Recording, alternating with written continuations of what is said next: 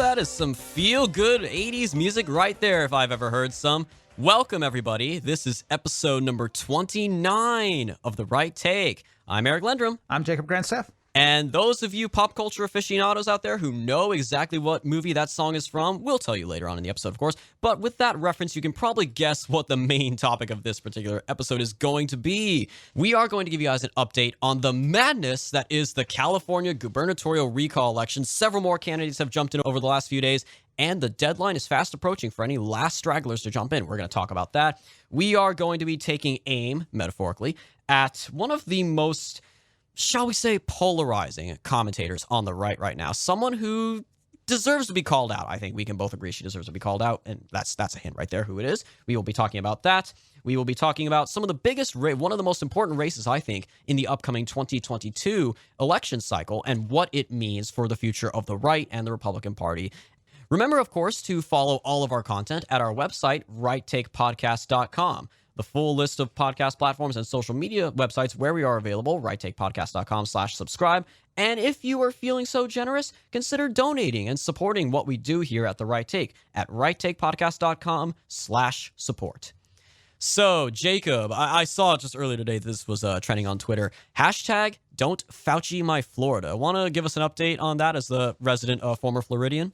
I check on Twitter like once a week. I've got a burner account. I just go on there just to see what the liberal what's floating around the liberal cesspool. But yeah, I was kind of wondering what in the world they're talking about, and I clicked on the hashtag, and it turns out it looks like their governor down there, Ron DeSantis, is selling some merchandise, like selling some T-shirts that say "Don't Fauci my Florida," kind of building off the "Don't California my Texas" meme that a lot of Texans will put up, talking about California's moving to Texas. But it's funny because all the Twitterati's just went berserk. I mean, I thought it was kind of dopey. I thought it was kind of something that some older Republicans might buy into, but.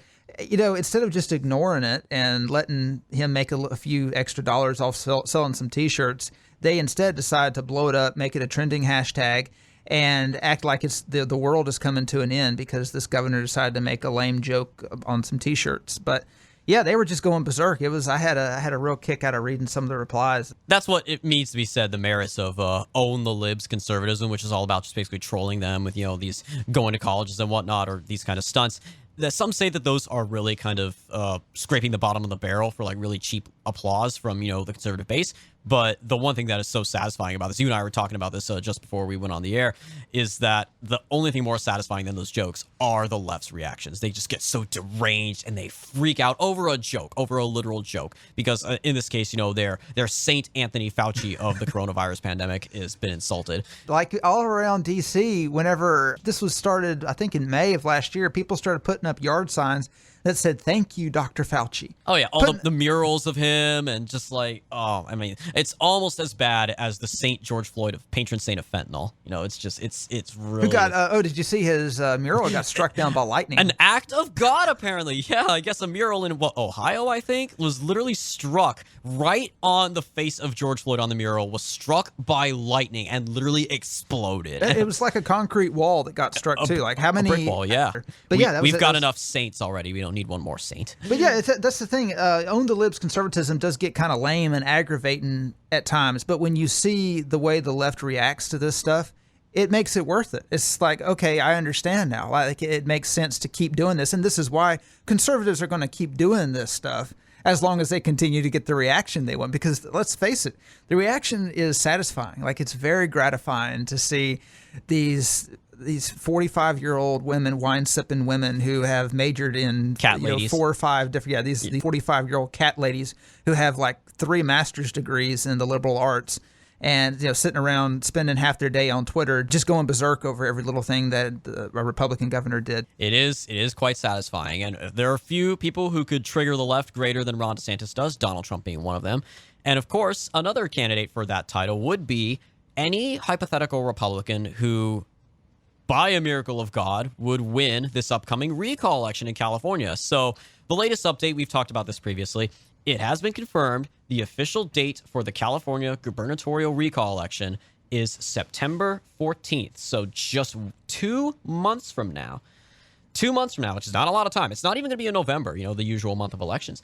So people are, hitting the road, hitting the ground running, and getting ready to go. The final deadline for filing for candidacy in this election is this Friday, July 16th. And at this time, a couple more candidates have jumped in. And I think pretty much everyone who is going to jump in is going to jump in. I'm going to give you the rundown real quick of the 7 major Republican candidates. First off, Rick Grinnell, former ambassador to Germany and acting DNI, Director of National Intelligence under the Trump administration, was constantly throwing out speculation that he would run, but he ultimately has decided not to. Instead, he created a PAC called Fixing California, which is focused on grassroots organizing efforts at the ground and local and county level in California, which good for him. I think that is actually a good thing that needs to be done. But unfortunately, that kind of left a big hole in the field because he would have been the clear Trump candidate. Because regardless of what you may think, yes, it's California, it's heavily blue. But despite the fact that it is the Democrat stronghold, over 11 million votes for Joe Biden in 2020 in that state, more than any other candidate in any statewide election ever in American history. Donald Trump in 2020 got 6 million votes in the state, which is the record for the highest amount of votes ever received by a Republican presidential candidate in a single state. He got more Republican votes in California last year than he did in Texas. I think he got about 5.8 million in Texas, a state that he won. So there are 6 million disgruntled Trump voters living in California, and they love Trump, regardless of the moderate squish Republicans at the top of the party. And we'll talk about those people in just a bit. The base there loves Trump, and they will never stop loving Trump. So without the Trump candidate that Rick Grinnell is going to be, there's a big gaping hole in the field. So on Tuesday, the latest candidate to jump in was none other than nationally syndicated talk radio host and frequent Fox News contributor Larry Elder. Larry Elder, who most often appears on Sean Hannity's show on Fox News and has a daily radio show on the Salem Radio Network, announced that he is going to run for governor. And the main issue he's going to focus on is crime. His nickname is the Sage of South Central because he is from Los Angeles. So obviously his area, the state especially, is one of the ones seeing an absolute spike in crime. And he's talked about how Democrats, especially Governor Newsom, are doing nothing to deal with crime and the kind of parallel issue of homelessness. So he jumped in and he's bringing all this star power. He's really exciting conservative voters, as he well should. He's going to star in the Hollywood Walk of Fame. I literally didn't even know that until the other day. This guy could be the one, the closest thing to a Schwarzenegger candidate in terms of the star power he brings, which is what is needed because the rest of the field is not impressive. We're going to go through them right now. I was talking to a friend of mine who is from the outside looking in, who's not from California, and she said, when she saw the announcement that Elder was jumping in, she said, man, it really seems like it's a two-way race between Elder and Bruce Jenner. And I'm like, no, it's not just a two-way between those two, I can assure you. There are 7 main candidates, including Elder. We're going to go through the list here.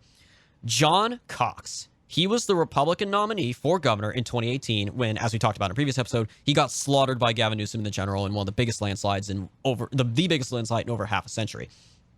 And this guy, I don't even know what this guy even is. I can't figure this guy out. He's from Illinois originally. He's a businessman who has run for so many offices. He ran for a local county office in Cook County. He ran for the House of Representatives a couple of times. He even ran for president very briefly. He's one of those very little known also-rans who ran in 2008 before dropping out very quickly. He's never won a single election in his life. And then suddenly, this guy, 3 years ago in 2018, decided, you know what is a great use of my time and money and resources?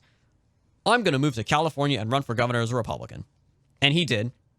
And again, despite his bizarre political antics, he is somehow a self-made multimillionaire. He's got a lot of money to spend, and he spent it, and he used it to basically buy the nomination last time away from a more grassroots conservative, a state assemblyman named Travis Allen, and he won the Republican nomination. And this needs to be said, too, by the way. This is a litmus test for me for most Republicans. He was a never-Trumper in 2016. He did not vote for Donald Trump in 2016. Then come 2018, even he realized, with his limited political knowledge, even he knew he had to have Trump's support. So apparently he worked on Newt Gingrich's campaign in 2012. He was a finance chair or something. So he's close to Gingrich. And Gingrich, of course, is very high up in Trump world. He's one of Trump's most vocal supporters. Cox called up Gingrich and in the primary and said, hey, I need the boss's endorsement. Can you get it for me? And sure enough, President Trump, in one of the very few things for which I will ever criticize him, made a bad endorsement, and he picked John Cox over Travis Allen. So Cox was the nominee and then got crushed by Gavin Newsom. He's running again for some reason. Who knows why, but he's running. Doug Osee, a former congressman who served from 1999 to 2005, so way back, end of the Clinton years and beginning of the Bush Jr. years. I don't know much about this guy. He briefly ran in the 2018 governor's race and then dropped out way before the primary. In an admittedly very smart move, he said, hey, I realize that my presence is going to split the Republican vote even further, and we have to get a Republican, because through the top two system they have there, we have to get a Republican in the general election, so I'm dropping out. So a respectable move from him. I don't know much about him other than he pledged when he first ran in 1998 in his first election that he would impose term limits on himself and serve no more than 3 terms in the House, which he did. He was reelected in 2000 and then 2002 and then chose not to run again in 2004. So when was the last time any political figure ever imposed term limits on themselves and honored that? Like, that to me that's pretty respectable. But he is very much kind of old news. He's not been active for a long time. Kevin Kiley, a member of the California State Assembly, one of the younger members, and apparently he was one of the earlier supporters of the recall. The California Republican leadership was not supportive of the recall at first because they never thought it would get on the ballot, but now it's on the ballot, so he gets to be kind of like those who were for Trump early on. He can say, hey, I was with this from the beginning. Unfortunately, what little I know about this guy is not that great. As recently as 2019, this guy was a never-Trumper. 2019. He ran for a special election for the California State Senate for a seat that was open due to a resignation. And it's in one of the few deep ruby red districts of the state. The top 2 candidates ended up being 2 Republicans. It was him and the former Assembly Minority Leader, Brian Dahle. So 2 Republicans duking out the general election. One of the mailers that the Kevin Kiley campaign sent out against Dahle included a photo of Dahle with President Trump in the Oval Office, bashing him for that, saying, look at this guy taking a photo with Trump. We don't need no Trump supporter in this race. Of course, Dahle, the Trump supporter, did go on to win the general election because Kiley just horribly misread his constituency. And someone who was bashing Trump that recently when Trump was in office just blows my mind. So I don't support this guy. I don't trust this guy. Would definitely skip on that. Ted Gaines, this guy jumped in very quietly just the other day. He didn't even make an announcement or anything, but he has a campaign website, and Politico covered that he did jump into the race. Former state senator who was elected to the Board of Equalization, which is this weird statewide entity that has 4 elected members across 4 very big geographical districts in California. As of 2018, he is the only Republican on this board. The other 3 are Democrats. Don't know too much about him, but he kept his declaration very, very quiet, which is a little bit odd. You think he would make more of a big deal about that. Don't know much about him. I wish I could provide more input, but unfortunately I can't. And then here we go to the last 2, my least favorite candidates, 2 of the bigger candidates. So Jenner, of course, former Olympian athlete, and then famously married into the wrong family, married into the Jenner Kardashian family, and it was upstaged in tabloid fame by own daughters. So he is definitely the largest name recognition just by virtue of the absolute trash reality TV with which associated. So people thought, oh, well, maybe this is the Schwarzenegger type candidate we need, a star candidate. But being transgender, of course, has drawn the ire of a lot of conservatives who say, what has our party come to that some people are seriously considering voting for a literal transgender person? That is one more candidate who now appears to have been completely upstaged in the star power department by Larry Elder, and I say to that, good. Last candidate. This is one that doesn't get talked about nearly enough in the mainstream media. Again, the major focus is going to go to the celebrities like Larry Elder and Jenner. Kevin Falconer, the former mayor of San Diego. This guy has been an absolute darling of the California GOP leadership for so long. This guy first got elected mayor of San Diego in 2014 in a special election after the Democrat then Bob Filner was forced to resign due to 2 different scandals he had going on, a sex scandal and a financial corruption scandal. So that obviously completely tainted the Democratic Party of San Diego, which naturally lent itself to a Republican benefiting from that to probably win the special election. And again, it's a special election. It's an off-year election. It was 2013, 2014 in the midst of the Obama administration.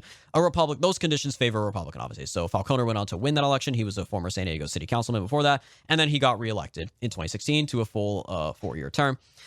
And they've been clamoring. The California GOP leadership, the donor and consultant class, has been drooling over this guy. They've been begging for this guy to run for governor or senator or something for years. In 2018, they tried to draft him to run, and he didn't do it. He finished his term as mayor of San Diego, so now he's got nothing better to do, so now he's running. And the California GOP leadership, the chairwoman there, Jessica Patterson, they are trying to cram down an official party endorsement of this guy, even though he is, the best way I can put this, he is the Jeb Bush of this race. He is the party darling, but the base wants nothing to do with him. There's no excitement for him. They would much rather have a Larry Elder or some of these other candidates. And I think it would be great. He's my least favorite candidate. I would love to see this guy just get trounced and come in 4th or 5th out of the Republican candidates. Some of the reasons why, it needs to be said, every single thing I'm about to tell you here is 100% true about Kevin Falconer. And remember, this guy is a Republican. Kevin Falconer is pro-gun control, pro-tax increase, pro-gay marriage, pro-abortion, pro-amnesty, open borders, believes in global warming, and is anti-Trump. And every single one of these is backed up by his tenure as mayor of San Diego. He literally raised taxes on his city on multiple occasions to fund pet projects for his donors, which even the GOP usually, that's the sacred cow of GOP, is tax cuts, tax cuts, tax cuts. He raised taxes on multiple occasions. He gave a speech, among other things, back in 2017, I think, talking about the need for a new California Republican Party, which, among other things, accepts the science on global warming. We've all heard that one before. And this was the part that just absolutely destroyed this guy, in my opinion. I'll never support this guy. He described San Diego and Tijuana, right on the other side of the border in Mexico, San Diego and Tijuana as, quote, one giant mega region moving forward together. So that tells you all you need to go. This guy is literally is the California Republican in a nutshell. He's a Democrat pretending to be a Republican. And for that reason, this guy is the worst one. He absolutely deserves to lose more than any of them. Jenner may be the one getting the most ire for being, a literal transgender person, and I get that, but Jenner's a close second worst for me behind Falconer. But Jenner is the one making the headlines right now, especially with rising backlash from conservatives, including at the most recent CPAC. There was a second CPAC, Conservative Political Action Conference, held in Dallas, and Jenner made an appearance there. And apparently some people there did not like seeing him, and several people heckled him and said he has no business being in the conservative movement, or he should not be running for governor of California, or at least as a Republican. And that angered one very particularly loud, shall we say, and oftentimes obnoxious commentator on the right. So I didn't even know that this was going on until the story came out. I didn't know they were having a second CPAC. Is this normal? When do they don't normally have second CPACs, do they? Not to my knowledge. I think this is a new thing they're starting to do, that they want it to kind of keep the energy going. I mean, also kind of in the wake of coronavirus, and they still kind of like opening back up slowly, because you remember the previous CPAC, it's always been at National Harbor, in Maryland, just across the river here, but they were forced to cancel it from that venue because of COVID earlier this year. So they had it in Florida instead of Maryland for like the first time ever. Mm-hmm. So I think they're kind of used that sudden change as a result of COVID to look at maybe expanding to other locations, like in this case, Texas, which is another Republican bastion. So, I mean, yeah, this is new, and it could become the new normal for them. So this is from Yahoo News talking about the alleged attacks on Jenner. It says, among those who condemned the anti-trans attacks was Fox commentator and right-wing fear-monger Tomi Lahren. Now, this is an opinion piece, as you can tell. Quote, hearing how some conservatives treated Caitlyn Jenner at CPAC makes my blood boil. There's no room for your hate in the America First movement, Lahren tweeted. Quote, we believe in freedom and we believe in limited government. The way she chooses to live her personal life harms you in no way, end quote. After finding herself on the receiving end of criticism among her fellow conservatives, Lahren sent another tweet in support of the former reality star and athlete. Quote, the attacks on @Caitlyn_Jenner are despicable. I'll go to bat for her every single time. And if you want to take my quote, conservative card for it, take it and shove it, she posted. Quote, your mob is no better than the left's, and in fact, it's uglier. Now, she went on this Twitter tirade because... multiple tweets. Yeah. A lot of tweets. Yeah, this is just two of them that Yahoo picked up. I think weren't you saying earlier that she deleted some of them that she had posted? She appears to have deleted a couple. I try opening them, and it says, something went wrong, try again. So she went on this Twitter rampage because apparently one person was following Jenner around as he was talking to people and heckling him from behind. But the fact that she had to go out of her way to do this, and also saying that your mob is no better than the left's, and in fact, it's uglier. It's not a mob. Like, it was one, two... It's a couple of hecklers. A couple of hecklers. They're not burning down a business, Tommy. Yeah, exactly. Like, nobody's... It would be kind of neat if the right was organized enough to organize literal protest mobs, like nonviolent protest mobs in the streets every time there was a transgender activist walking around. That would be pretty neat. But the right is nowhere near that organized. The right is, in fact, so disorganized and so whipped. It's such a whipped puppy right now that we're even having transgenders run for the Republican gubernatorial race in California. So, and attending CPAC. So the fact that the idea that she would call this a mob is in itself hilarious. But they go on, they say, this is Danielle Campoamore who wrote this. She says, despite Laren's show of support for Jenner and decided stance against transphobia, it's quite ironic that the conservative talking head is suddenly casting herself as an ally. Let's not forget Lahren actually has a storied history of anti-trans statements and tweets that is easily traceable. In 2019, She took issue with the Gillette ad featuring a transgender boy shaving for the first time, tweeting, quote, "It's a little much to normalize and promote high school-aged kids undergoing hormone therapy and gender reassignment, don't you think?" End quote. Now, this is kind of interesting because obviously the left, they're calling her out for her hypocrisy. Like the right always likes to call out the left for its hypocrisy, saying, "Oh, you're going to stand up for Caitlyn Jenner, but you're not going to disavow these tweets that you made in the past, attacking the transgender ideology, attacking a company that's trying to promote the transgender ideology." Because if you get down to it, either you support transgenderism or you don't. If you do support transgenderism and you think it's perfectly fine for somebody to transition, for somebody to support this kind of stuff, then you can't be against a company promoting transgenderism as normal, like showing a transgender boy who is shaving for the first time. Well, wow, this is what a razor feels like against your. Oh, I'm actually growing facial hair. So this kind of stuff, you can't be for one aspect of this and be against the other aspect of this.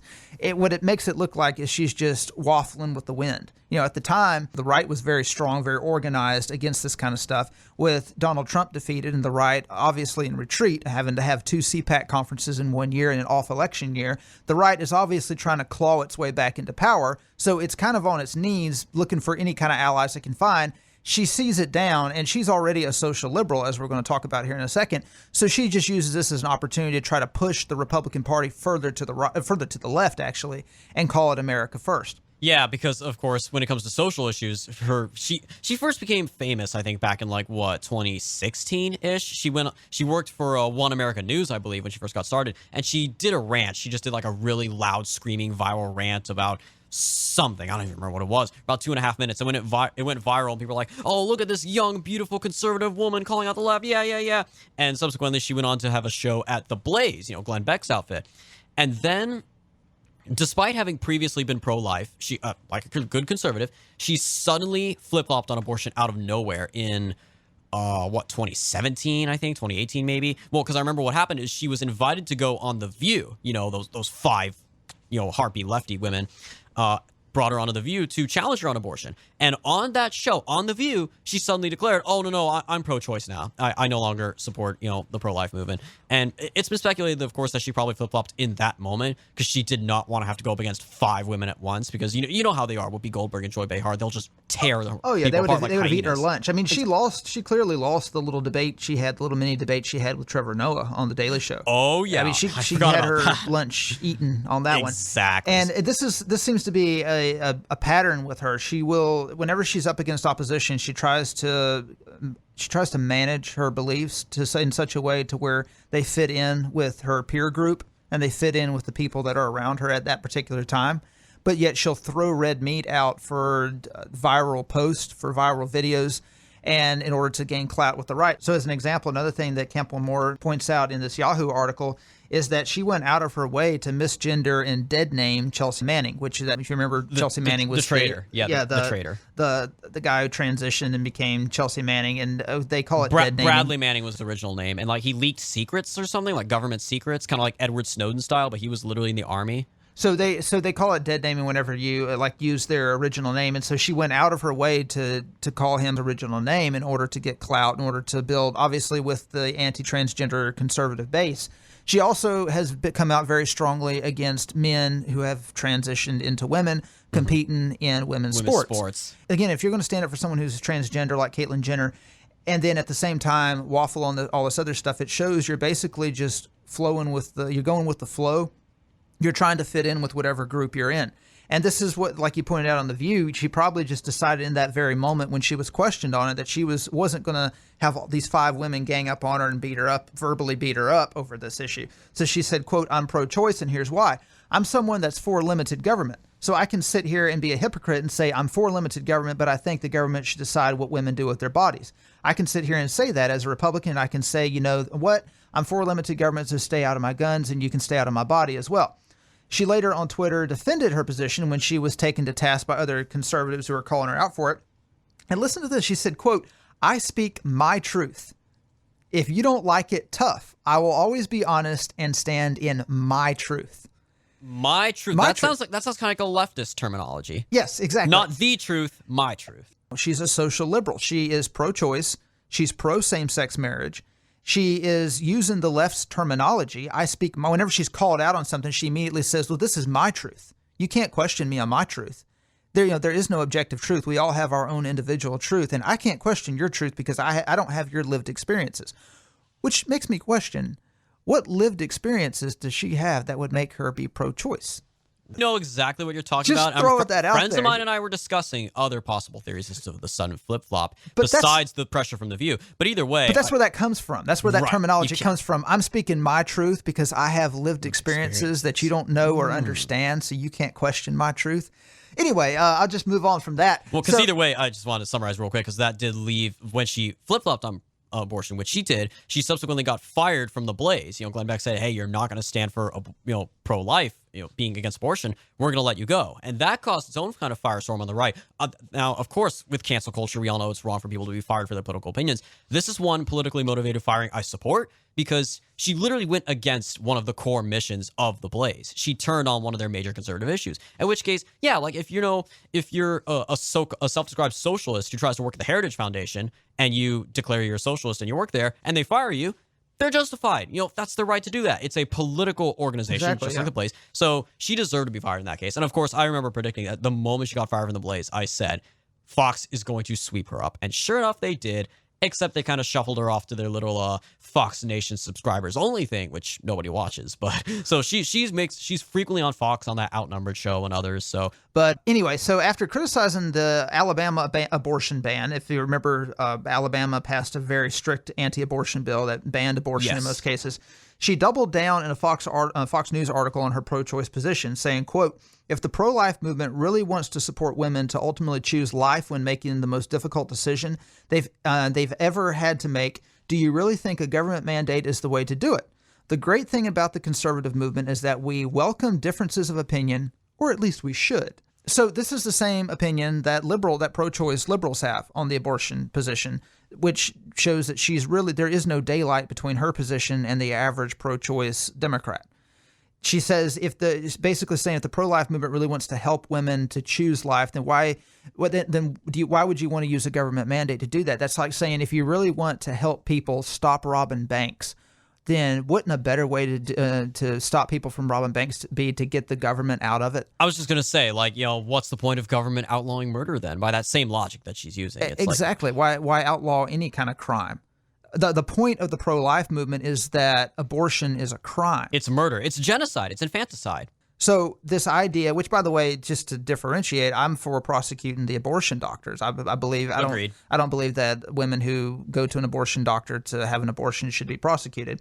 Arguably, I would say prosecute the abortion doctors even worse than the transgender surgery doctors. Because transgender surgery is evil and it's child abuse, and those doctors definitely deserve to be put under the jail. But it's even worse for the abortion doctors who are literally killing babies. That's the only thing I can imagine that's even worse than child mutilation. Correct, yes. But her argument just shows she doesn't understand the pro-life movement. And this is the thing a lot of liberals see in the pro-life movement. They look at it like the temperance movement. The temperance movement was the movement back in the 1800s that tried to get people to stop drinking. Well, obviously they moved from that to let's completely outlaw Prohibition. Alcohol. So they see it as the same way. It's not the same thing. It's not the same way.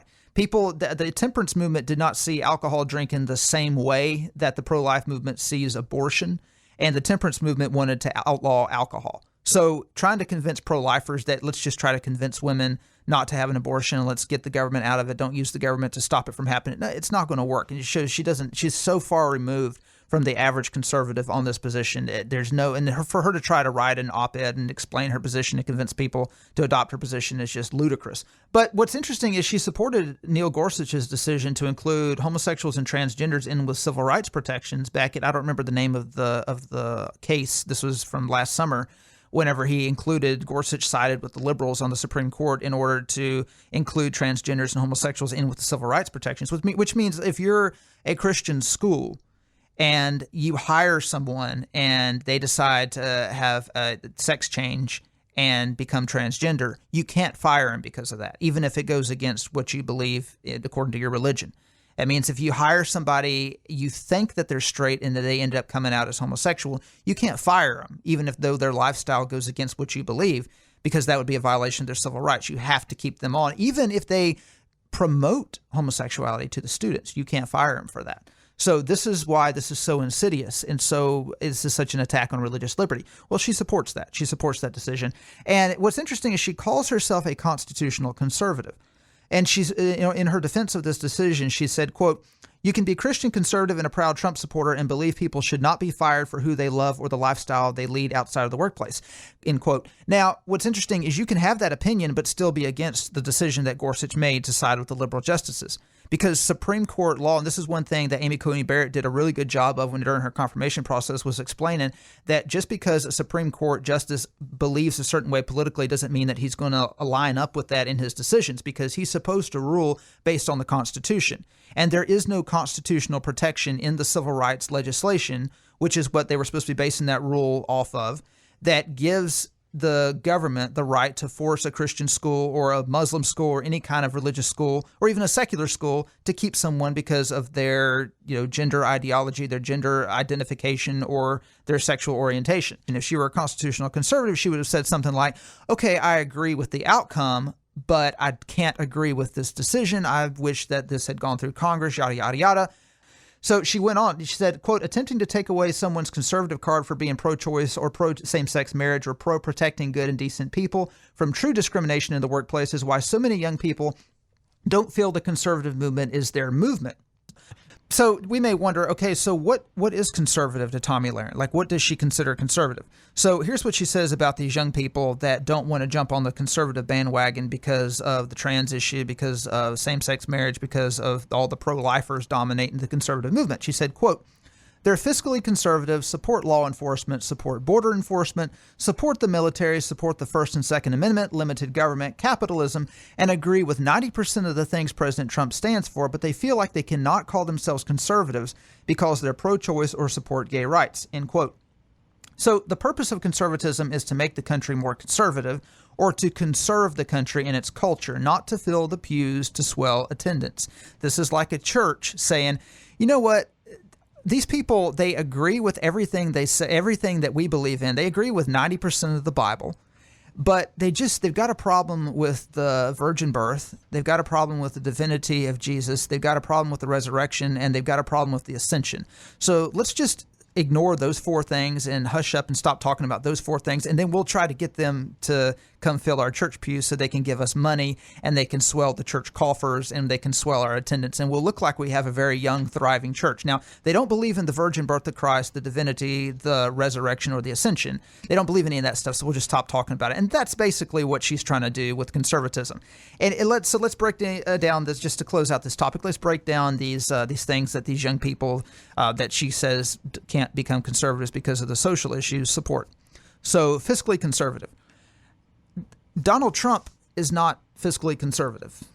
Like, he's not really fiscally conservative, No. especially when you compare him to the other libertarianish candidates in the 2016 Republican race. He supported increased spending on, among other things, infrastructure, for example. He wanted to do an infrastructure bill, which we talked about in a previous episode. Of course, the Republican Party wouldn't let him have that because government spending is bad. But he literally wanted to keep certain welfare programs in place, and he wanted to increase spending on domestic American infrastructure. If you look at DeSantis, who is arguably the most Trumpian governor in the country right now, he's not really that much of a fiscal conservative. Like, he wanted more money from the Biden administration. He was actually complaining that Florida didn't get more money from the federal government, whereas Rick Scott was arguing that Florida should give back the money that they got. That shows the difference between a Tea Party conservative and an America First conservative. The Tea Party and the MAGA movement are not the same thing. There's a lot of overlap, and a lot of the Tea Partiers became MAGA people, just like a lot of the Ron Paul people became MAGA people, but they're not the same thing. Those people who became MAGA people, many of them altered some of their views on fiscal issues. So to say, well, these young people are fiscally conservative, they just don't like the social issues. Well, if they're fiscally conservative, they should go become a Democrat. Like, literally, they should go join, they should go vote for Joe Biden.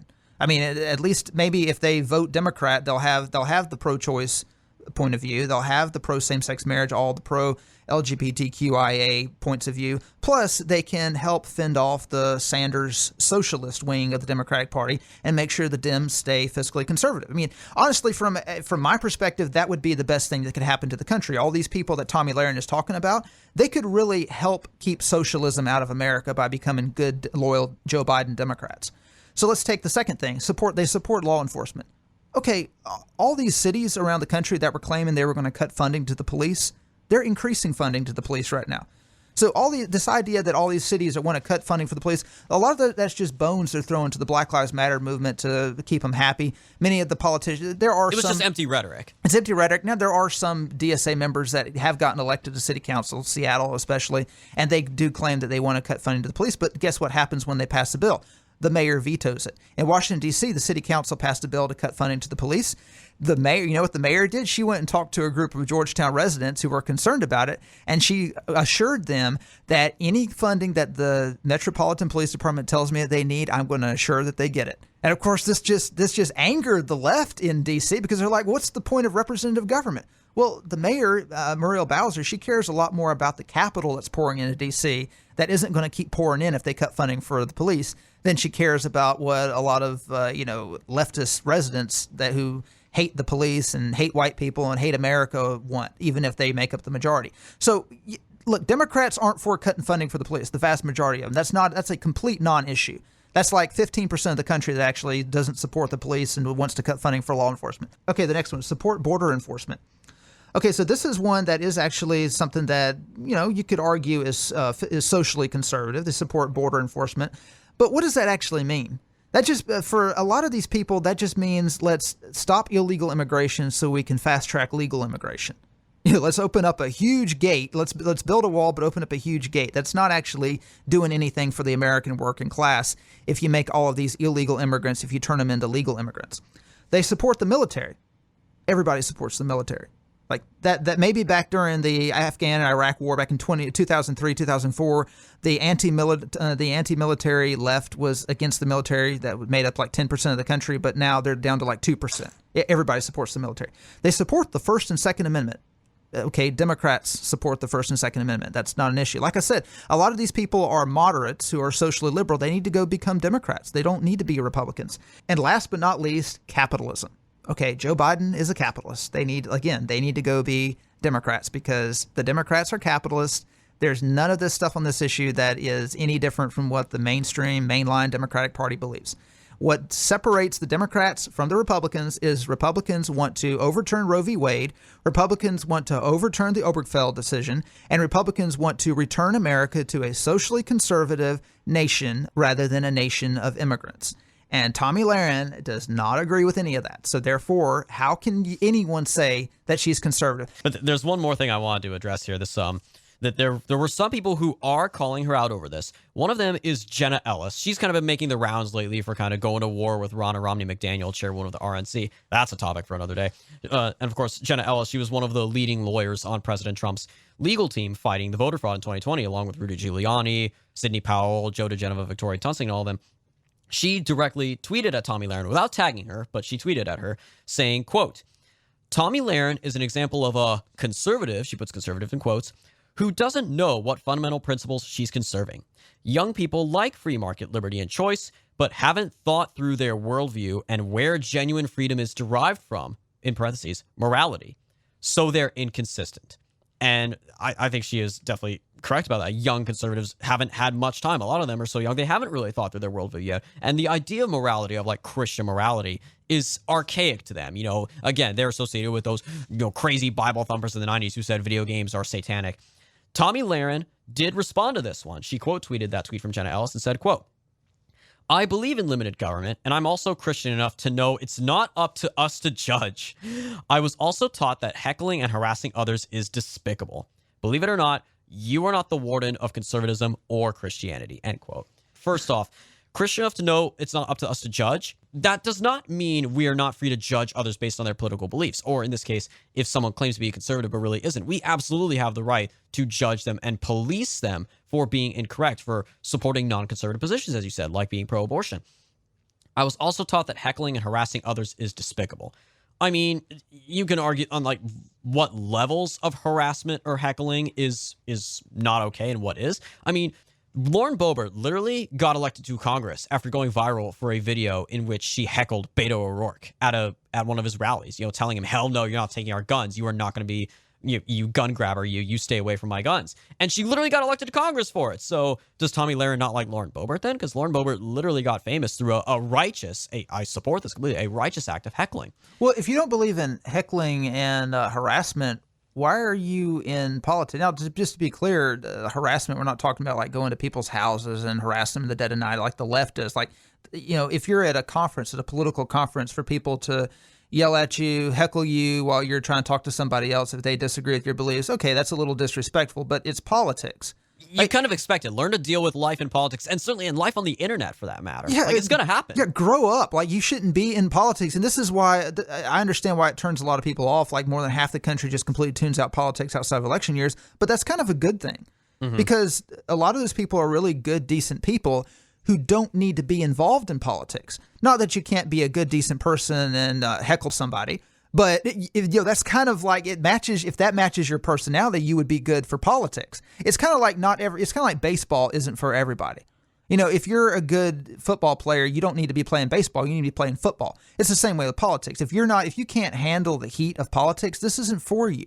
If she was taught that heckling is wrong, okay, don't be in politics. You shouldn't be in this business. Definitely not. And that ties to the last point as well, which I had to point out. That, again, this whole tweet is just loaded with fallacies. The last point, believe it or not, you are not the warden of conservatism or Christianity. Jenna Ellis didn't say that she is the warden of either of those things. She's simply offering her opinion on what kind of a, quote, conservative Tomi Lahren really is. She's not claiming to be a gatekeeper of conservatism or Christianity. But you know who is acting like a gatekeeper?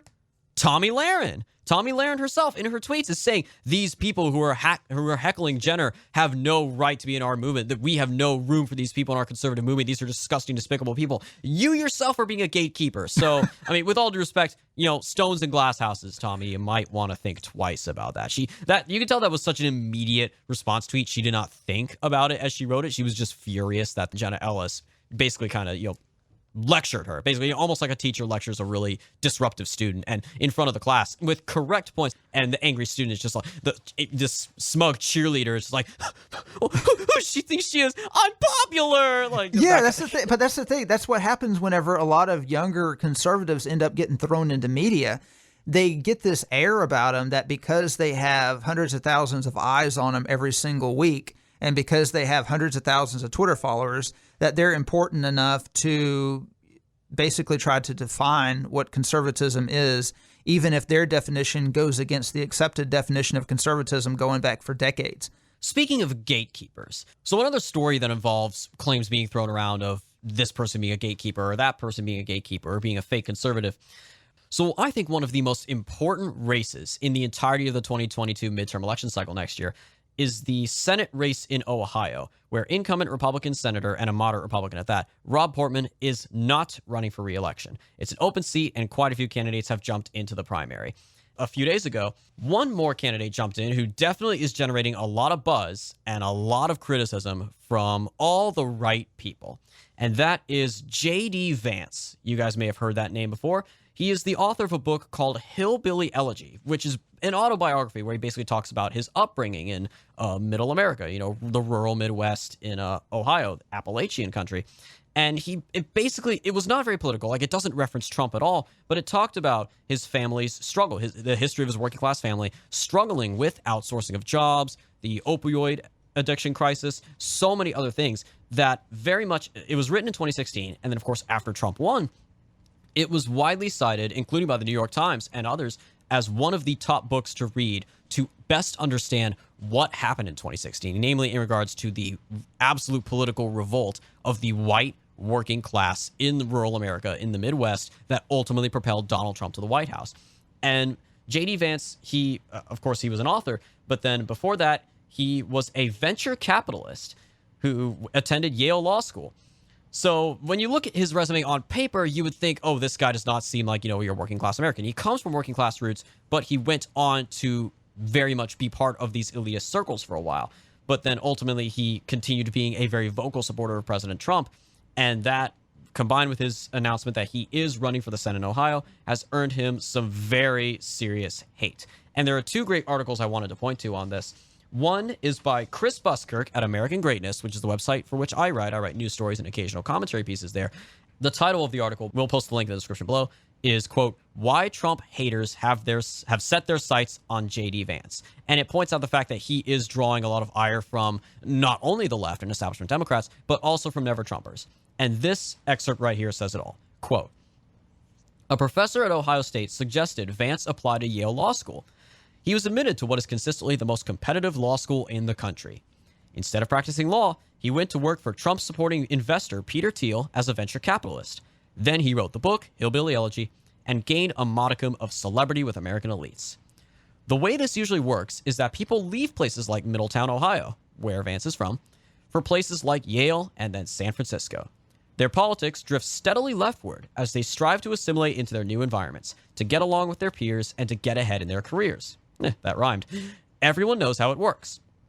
For Vance, it was all intensified because of the popularity of the book. He was taken up to the mountaintop and offered the world.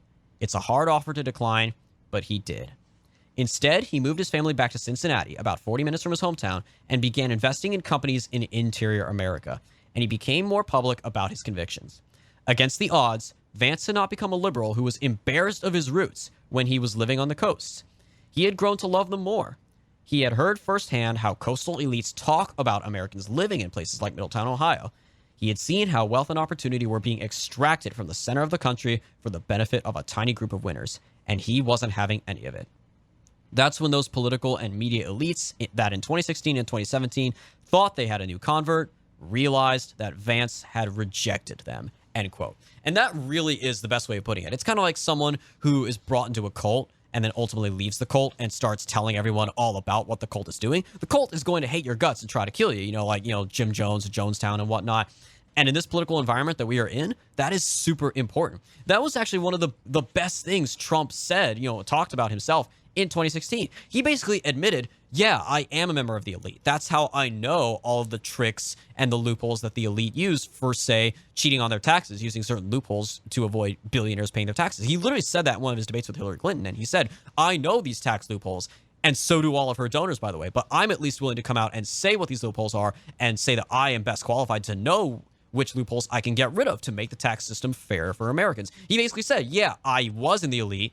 I'm obviously not in the elite anymore. They don't like me. And I'm going to use that to now fight for you as president. And Vance is doing the same thing here. And you could arguably even say the same of Steve Bannon, for example. A lot of people forget Steve Bannon worked for Goldman Sachs. He got to have a little bit of taste of working for the elite before he ultimately decided to work for Breitbart and then the Trump campaign and the Trump administration. And Vance really does represent it's not like he's just some farmer who is now running for office, which that certainly has its own appeal and it can work. Certainly back in my home area of California, the Central Valley, farmers run for office and get elected. But it's even more powerful that he got a taste of the elite. He made his money as a venture capitalist, and he is very wealthy. He could easily fund his campaign if he wanted to by himself. But he's using what he learned from the elites, and he's using the resources he got from them to turn on them. And that's why they hate him so much. And one of the things that they're putting out there about him, and it's been speculated that this was actually being done by the campaign of Tim Ryan, the congressman who ran for president as a Democrat for about 5 minutes in 2020, who is the leading candidate for the Democratic nomination in the Senate race, that Ryan is putting out this opposition against Vance, pointing out that, yeah, in 2015 and 2016, he was against Trump. He did post some tweets that he has since deleted where he said, I think roughly paraphrasing, quote, Donald Trump terrifies all the people I care about, immigrants, African Americans, and women, and that's why he's despicable, or something along those lines. It was super virtue signaling. But, of course, he has been open about that and admitted, yes, I was wrong about Trump, and I am happy to admit that I was wrong, and I came around to supporting him. So that if that is being put out there by Tim Ryan, it's very smart because they're trying to drive a wedge between him and the Trump base in a state that is most likely going to elect a Republican next year. It's turned into a solidly Republican state thanks to Trump and his new brand of working class politics for the Republican Party. And Vance is going up against some tough competition. He's going up against two other candidates, Jane Timken, who was the chairwoman of the Ohio Republican Party from 2017 to 2021, obviously the political class candidate, and Josh Mandel, who was the state treasurer of Ohio, who was the nominee for the U.S. Senate in 2012 when he lost to Sherrod Brown, the Democrat. And then in 2018, he ran for the candidacy again to run in what was going to be a rematch with Sherrod Brown. And polling showed he was more likely to beat Brown that year because, as we know, 2018 was a great year for Republican senators, Ohio especially being a deep red state. But then he suddenly dropped out of the primary for, I don't know what reasons. I think he said family issues or some reason like that. So then he dropped out. and the nomination went to another guy, congressman named Jim Renacci, who went on to lose to Sherrod Brown. So Mandel has had some troubles of his own. He's proven to be kind of a bad candidate in the past. So J.D. Vance should be the candidate. He really deserves this shot. He has been endorsed by Tucker Carlson. He announced his bid on Tucker Carlson's show. He was endorsed by the Pittsburgh Post-Gazette and has already received some very hefty financial donations from Peter Thiel as well as Rebecca Mercer. So he's got a great war chest. And he's got the capital of saying, I was working class and I understand the working class. He just has to overcome these candidates who are more ingrained in Ohio Republican politics. But the fact that the elites really are going after him, even the littlest things on Snapchat, I saw this on Snapchat the other day. There's this stupid, obviously far left channel on Snapchat called Not My Party, which does nothing but just call Republicans neo-Nazis. And they had a picture of J.D. Vance with the headline, "Is this hillbilly Trump 2.0? Question mark. Which, no, he's not Trump 2.0. He never will be. But the fact that they are calling him Trump 2.0 and trying to gin up fear of him among the millennials and Zoomers who use Snapchat shows that I think they're scared of him, and they're trying to get uninformed left-wing voters to be scared of him. And there's a reason for that. And that leads me to one other article I want to point out. It's an opinion piece from the Washington Post. I know it's the Washington Post, but it's by Henry Olsen. He's another one of the token, conservatives there, but he's not like Jennifer Rubin and Max Boot, like terrible, like fake conservative. He's actually a decent writer. His opinion piece is titled, quote, "J.D. Vance is scaring America's elite. Good." And I think the definitive excerpt here says, quote, "Anger on the right stems from the naive belief among many conservative intellectuals and commentators that the Trump era was a mirage and that free market fundamentalism can now resume its reign at the top of the conservative policy hierarchy," which is obviously referencing, those who really still support free trade to this day and are all, protectionism isn't a good thing. Tariffs are bad. We need the free market, bro. Let the free market work things out. The Shapiro argument. And they never liked Trump for that issue alone, even though those policies were proven to work in bringing jobs back to America in the Midwest. Olsen goes on to say, quote, "These pundits want Vance's smart economic populism to fail because they know their goose is cooked if he wins." Because that absolutely would. While that would mark a huge victory for a Republican in Ohio, which was previously a swing state, it would not be the kind of Republican that these bow tie wearing, policy wonks want it to be, which is free market. Oh, yes, let the companies outsource their jobs to China if it makes things a few cents cheaper, because, that we're saving money and that's fiscal responsibility. And they understand that Vance, like Trump, is bucking the trends of what being a conservative used to be, what being a fiscal conservative used to be. Like we said earlier, fiscal conservatism is dead, basically, and Trump has helped shift the Republican, or is trying to help shift the Republican Party away from that because it was not politically popular anymore. And Vance is doing the same thing. But the fact they're going so hard out of the way to attack this guy, I think shows he is by far the best candidate. He understands the problems of outsourcing jobs. He understands that tariffs and protectionism are the answer. He's also very solid on immigration, by the way, legal and illegal immigration. And this will be a definitive race. If he loses that nomination, that will be proof, I think, that the Republican Party has a long way to go before we can make this transformation that Trump started that needs to happen. But if he wins the nomination and then most likely goes on to win the general election, then it will be a very good sign in the right direction. Well, for our main topic, we're actually going to talk about something we very rarely talk about on The Right Take, which is foreign policy and international affairs. We have as you probably know, if you follow the news at all, Cuba is blowing up like crazy. That is correct. Over the weekend, there were spontaneous protests bursting out all across the country of Cuba, including in the capital city of Havana, chanting, among other things, they were chanting Libertad. And we actually have some footage from on the ground in Cuba.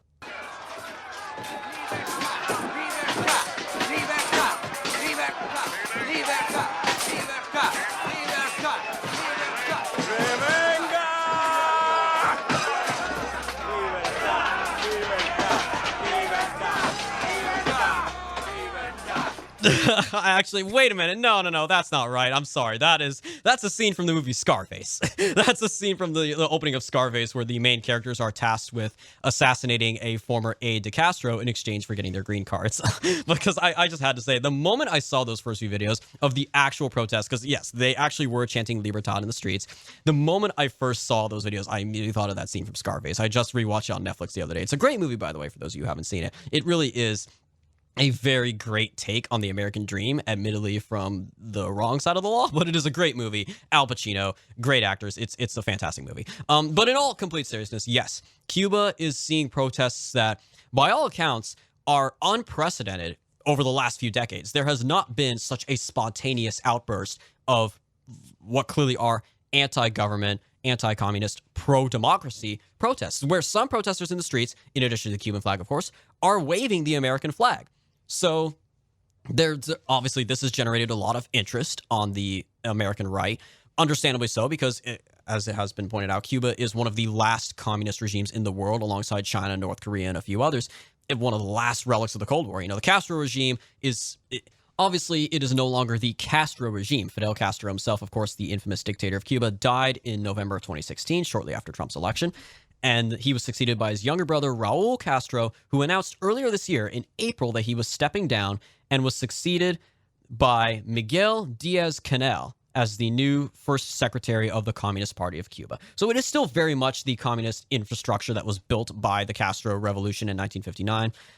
But this, and maybe the stepping down of Raul Castro was kind of a catalyst, this symbolic change that many of the populace believed led many of the populace to believe they now had maybe more freedom to protest. Although there are reports that the government did actually shut down internet and Wi-Fi access in this capital city of Havana and other locations because some protesters were trying to stream it to social media.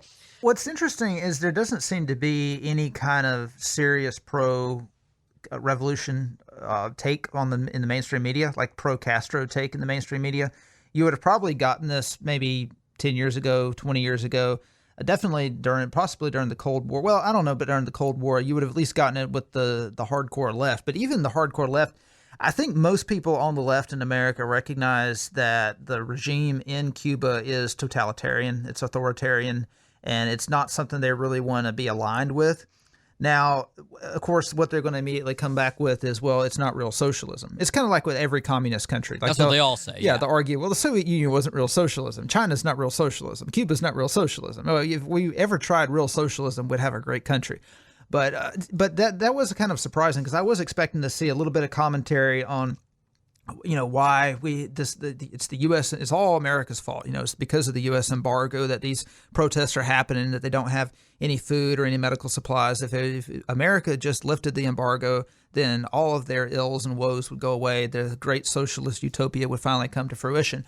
But you don't really see that. And I think the drubbing that Donald Trump gave Joe Biden in the state of Florida last year plays a major role into that. Because when you consider that in Miami-Dade County, Hillary Clinton beat Trump by 30 points in 2016, and then Trump came back and only lost by like 7 or 8 points to Joe Biden. It shows that this Cuba issue really does play a huge role in Florida. And it wasn't just the Trump candidacy. It was down ballot. Like Republicans, they cleaned house. Like they took every single statewide office in 2018, and then they completely cleaned up. They cleaned house in 2020. So that is, it has pretty much turned, because of that Cuban vote, Florida has turned from a swing state into a solidly red state. And when you have Florida going even more red than Georgia, then you know it's a serious seismic shift.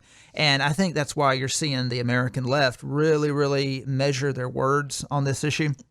Even on Reddit, which I was surprised, outside of the socialist circles on Reddit, there's not really much pro-Cuban as far as the government goes. There's not much pro-Cuban sentiment. Like pretty much everybody is with the protesters on this. So what's interesting is, obviously, you would expect people of Cuban ancestry to support the protesters, to want the regime to fall, to hope that there's a transition of power. But this is something that's a little bit concerning about conservatives, is they seem to still act like we're in the Cold War, like a fall of the Castro regime would be as much a blow for, like a fall of the Castro regime during the Cold War would have been beneficial for us because the Soviet Union would no longer have a backdoor into America. Whereas today, the Soviet Union doesn't exist anymore. So if the regime in Cuba went away, and what's the guy's name? Canel is his last name? Diaz-Canel. Diaz-Canel. Yeah. So let's say he stepped down. So obviously there's mass protests. They're protesting the lack of food, the lack of COVID-19 vaccine, the lack of medical supplies, the misery, the poverty, and also they want libertad. They're tired of living under a communist dictatorship. So let's say he stepped down tomorrow. Let's say he just said, okay, I'm going to listen to the people. I'm going to resign. What happens? What happens next? Well, obviously, the power vacuum, right? Well, that's assuming that the Communist Party falls. So if he himself steps down, all that's going to happen is another communist apparatchik is going to step up in his place, and they're just going to have a change of executives. The Communist Party infrastructure is still going to be in place. A new leader is going to step forward and say, okay, I'm going to do things better. We're going to organize our economy better. We're going to provide, he's going to basically provide window dressing to the protesters. We're going to give you a few extra. We're going to throw you a few bones. Kind of like in France after the Yellow Vest protests were launched. The government said, I remember those. Yeah, the government said, okay, well, we're gonna lower the age of retirement. We're gonna add extra unemployment benefits. So basically, we're gonna give you a few more benefits if you'll stop protesting. That's kind of what might happen in Cuba, because these are the largest protests I think we've ever seen in Cuba since communism took over in that country. I don't think there's ever been a point where we had protests on this scale. But nothing really is essentially going to change if that happens. The Cubans in Miami are going to keep protesting. The Cubans in Tampa are going to keep protesting. But are the Cubans on the island going to keep protesting? That's kind of a question that we would have to wait and see if something like this took place. Another alternative would be if the government decided, okay, we're going to do what Eastern Europe did. A lot of those countries, when there was mass protests, they just decided, the leaders of the communist parties in those countries said, okay, we're going to just dismantle communism. We're going to slowly privatize. We're going to transition into a market economy, and we're going to have free and fair elections. If something like that happened, there's a number of things that could happen. First of all, you've got a large Cuban community in the United States that loves Cuba more than they love the United States. And this is made very obvious by their rhetoric. For instance, the mayor of Miami, Francis Suarez, who happens to be a Republican, probably the Republican of the largest, Miami is probably the largest Republican-led city in the country. I mean, you come to think about it, it's very odd to have a Republican mayor of a city that big. But he actually is explicitly calling for Biden to use the military to invade Cuba and overthrow their government. Now, obviously, that's not going to happen. Biden is not going to send the military into Cuba and overthrow their government. I mean, if Trump didn't send the military into Venezuela and overthrow the Venezuelan government after he recognized Juan Guaido as the legitimate ruler of Venezuela, Joe Biden is certainly not going to send the U.S. government or the U.S. military to overthrow the Pinel government. But it shows... The fact that anybody would say that is just absurd to me. Like, yeah, okay, the communist regime there is evil. We don't like Castro's acolytes. We would love for the people of Cuba to be free. To suggest that we go bomb them, like, when they're 90 miles off our coast, are you kidding me? Like, that is literally the last... When we are on the verge of finally getting out of the longest war in our history, the last thing we need is another one that's even closer than the Middle East. And the reference point that he used to argue that the United States has justification to bomb Cuba during this was the Kosovo crisis. He argued that in 1999, the United States bombed Serbia because of what was going on in Kosovo, so we have precedent for this. Is he unaware that the Republican Party pretty much unanimously opposed that? Like, the party he's in completely opposed that. That was something... how the tables have turned. In 1999, under Bill Clinton, we ended up going and bombing Serbia. I think there were like 10,000 Serb civilians that ended up getting killed, destroyed a lot of their economy. We bombed the Chinese embassy. I mean, just stuff like that. And obviously, Republicans saw that. They said, this is immoral. This is not who we are. This is not what we should be doing as a country. We shouldn't be using our military like this as the world's police force to police a conflict that we don't have any stake in. And this guy is saying, well, look, we did it in Serbia. Let's go do it in Havana as well.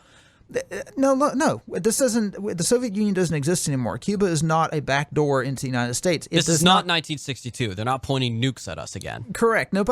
China isn't going to move any nukes into Cuba. That's not a threat. Cuba is no threat whatsoever to the United States.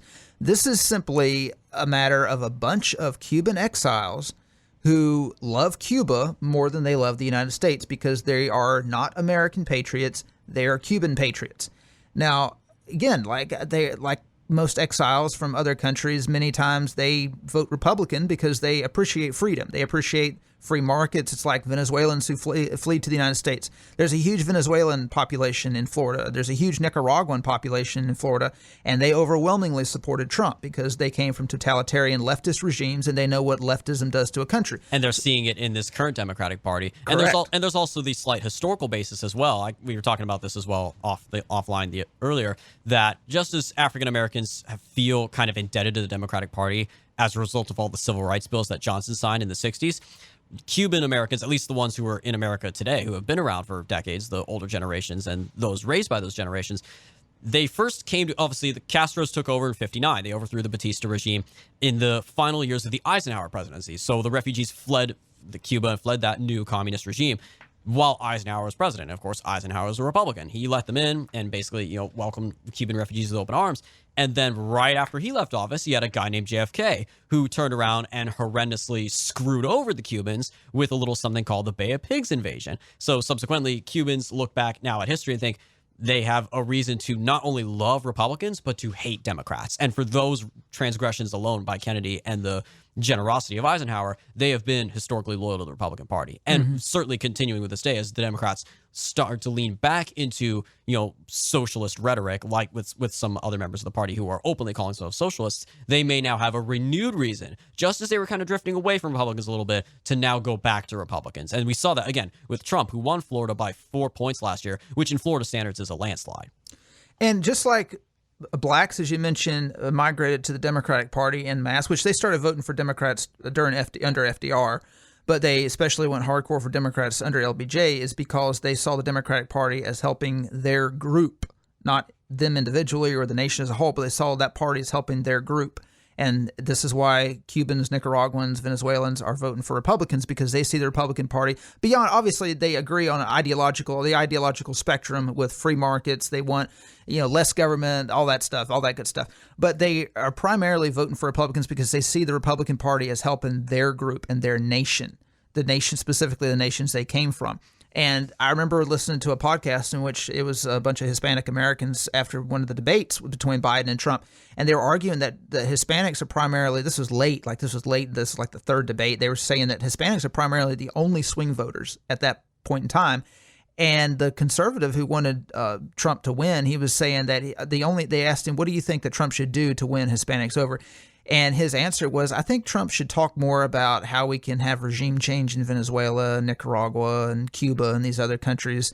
And I'm thinking to myself, well, you got to understand, you're asking for our president to commit American blood and money, blood and treasure to other countries. That was one of the things that he ran on. That was why he got elected. More wars. Exactly. No more wars. No more blood in the sand. No more spilling our blood and treasure abroad to help other people in other countries. We need to turn our focus inward on the United States and focus our attention on the United States. And this is the thing. This is why there's a collective silence among the base of the Republican Party, among Trump's core supporters on the Cuba issue. It's mainly the talking heads, the pundits, Fox News, the politicians, the Cuban Americans who are really loud about this. The average... Rubio.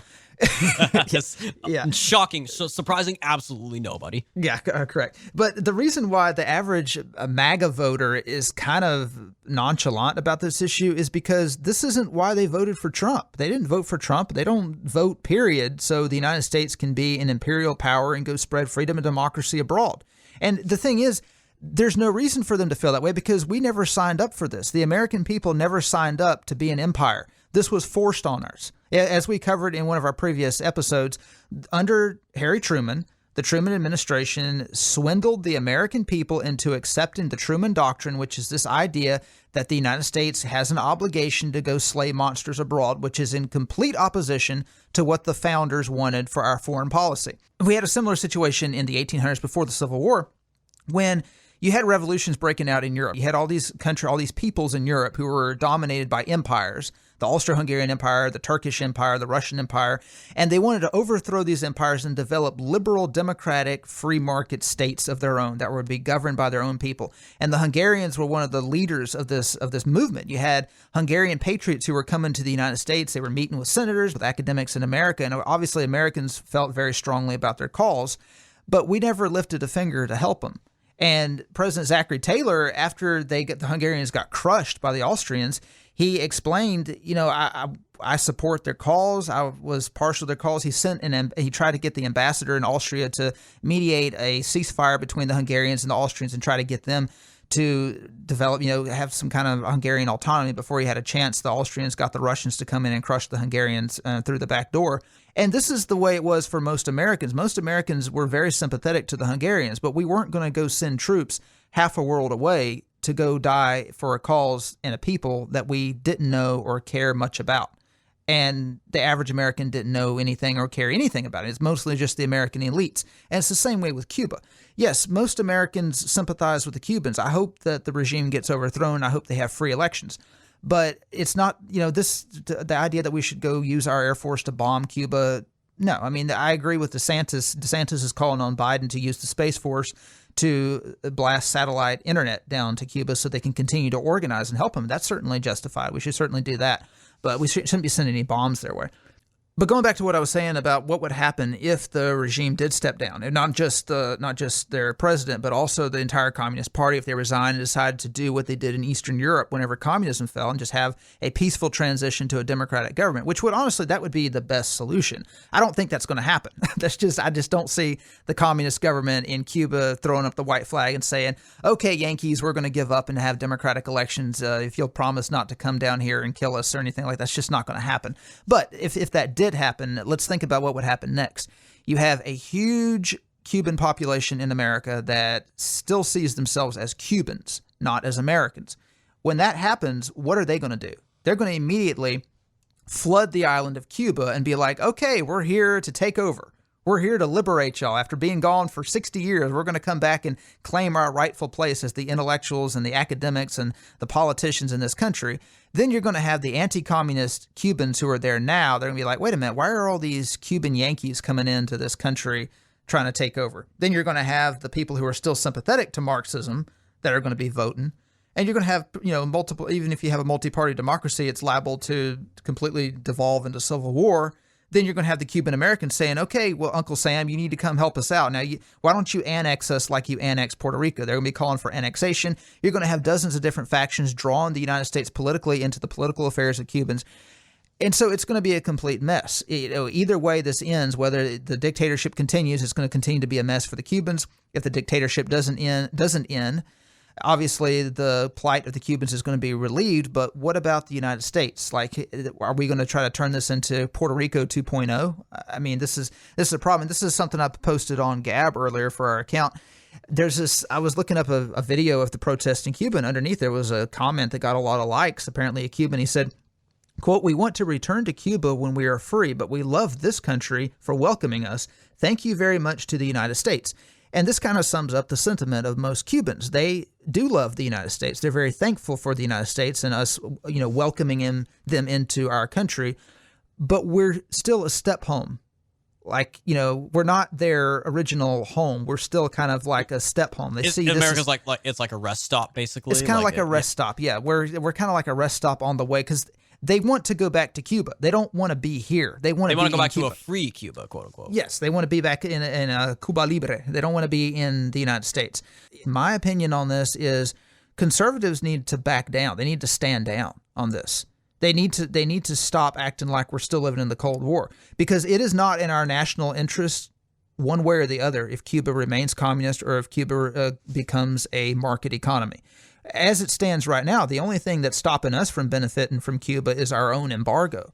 If we lifted the embargo, let's just take one example. Besides the tourism that Americans could go smoke some cigars in Havana, other than that luxury, let's just take the issue of sugar. Because we don't import any more Cuban sugar cane, most of our sugar comes from high fructose corn syrup because we subsidize our corn farmers, which makes corn extremely cheap, which makes high fructose corn syrup extremely cheap, which is a lot unhealthier for people than regular sugar. So that's why if you go to any foreign country or if you drink imported sodas like Mexican soda, it tastes so much better than American soda because American soda is made with high fructose corn syrup, whereas syrup in Europe, syrup in Mexico, and these other countries, they're made out of real sugar. If you went back in time to the 60s and 70s in America, our Coca-Cola would taste a whole lot better than what it tastes now, and it would be a lot healthier for you. I mean, sugar itself isn't healthy, but it's a whole lot better than high fructose corn syrup. That's another reason high fructose corn syrup is tied to diabetes, to heart disease, to all kinds of health problems. So Americans would benefit actually if we lifted the embargo. But right now, it's not the communist regime that's stopping us from trading with them. It's our own policies. And if you think about it, why do we even have the embargo on them? It's just to please the Cuban Americans who want to see the regime gone. And they feel like if we squeeze the Cuban regime by stopping the flow of American products, then eventually the people are going to get in the streets and revolt, the regime is going to fall, and then they can finally go back to their homeland. Because the thing is, if the communist government fell in Cuba and we eventually completely became a progressive country, what do you think we're going to be exporting to Cuba among the transgender ideology? We're going to be exporting the Green New Deal. We'll just go set up a Green New Deal in their government. And, that's what would end up happening. Yeah, it's just it's such it feels to me like just such misdirection. Like when not too long ago the right as a whole was talking about critical race theory and they're still talking about big tech censorship, but now suddenly everyone is just talking about Cuba and Cuba. And like I get it, it's interesting, and again, the scope of these protests could very well qualify as historic just by how spontaneous they were and how large they are. But at the end of the day, this is not going to be an issue in 2022. This is not going to be an issue in 2024. It's tempting to talk about an old boogeyman that we're all familiar with, Fidel Castro, one of the great villains of the 20th century, Cuba, one of the last remnants of the Cold War. But we need to focus on what matters to the American people, the American working class, that they are going to care about, that they're going to be thinking about when they cast their votes in 2022, whether it's for candidates like J.D. Vance, or in 2024 for candidates like, whether it's former President Trump running again or whoever is running again. Whoever's running in 2024 had better be talking way more about immigration and critical race theory and big tech and voter fraud and a lot less about Cuba. Yeah, and it reminds me, we were actually having a conversation a couple of weeks ago with someone about the trajectory of America, where America is going, what America is going to look like in the next few decades. And the person we were talking to, he mentioned that one thing that he sees happening is that America is going to be a place where every country and every faction around the world is going to try to move in and have a piece of the pie. Because as Americans become more fractured, more, at each other's throats, and cease to see themselves as one united people in this country, then more nations around the world will try to come divide us up, and every political movement is going to have foreign sponsors. And we already have that with pretty much every single major news outlet on the right has foreign sponsors or foreign interests. And so this is what you're going to end up seeing. This is what we saw at the protest, at the Stop the Steal rallies. You had a bunch of Chinese dissidents there who were, arguing that we need to invade China and take over China and take down the CCP and all that stuff. And the average American voter, America First nationalist, does not care. It's like they don't know anything about China, and they don't need to know anything about China. Their family lives here. American families don't live in Cuba. American families don't live in China, or American families are not Uyghurs. So while we wish other people around the world well, just like our ancestors wish the Hungarians well in their pursuits of liberty and self-determination, we have to focus on our country. We have to make sure that our descendants have self-determination. Because if we continue to focus on all these other countries, every single election, if the Republican candidate is talking about bringing freedom to every other country around the world, our descendants won't have any self-determination. And while other countries may be free, our descendants will end up having to go flee to these countries as exiles that their ancestors decided to make free rather than focusing on their own country. That's the thing. The only reason why we're able to absorb exiles from other countries and be a beacon of freedom is because our ancestors focused on America first. They didn't go around slaying monsters. Because if we had gotten involved in Hungary back in the mid-1800s and decided to send troops to Europe and defend freedom and defend democracy in Europe, that would have completely broken the United States military. That would have completely destroyed America as a world power. We wouldn't have been the arsenal of democracy in World War I. We wouldn't have been able to fight a war and win a war on two fronts that we did in World War II because we would be so spent in Europe from the 19th century. So the reason why we're able to be a beacon of freedom and accept exiles is because our ancestors focused on America first and didn't send our troops abroad and didn't focus on the politics of other countries.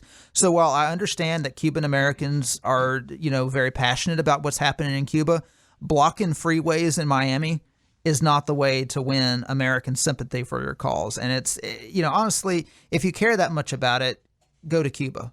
Go back to Cuba and become a Cuban dissident in Cuba. Don't use our country as a launching pad to pretend like it's still, a month after the Bay of Pigs.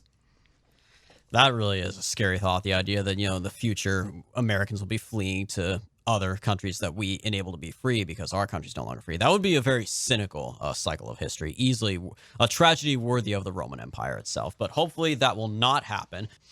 Unfortunately, that is all the time we have left for this episode of The Right Take. Once again, be sure to follow all of our content at righttakepodcast.com/subscribe for all of our social media sites and podcast platforms where we are available. And stay tuned. We may have some more special surprises coming up for you guys, including more guests. You guys have been very receptive to our last few guest episodes. Tom Papper, Caitlyn Bennett, Alex Hall, and we've got someone else coming up very soon who will be on the show. So stay tuned for that. And until then, we'll talk to you next week, guys.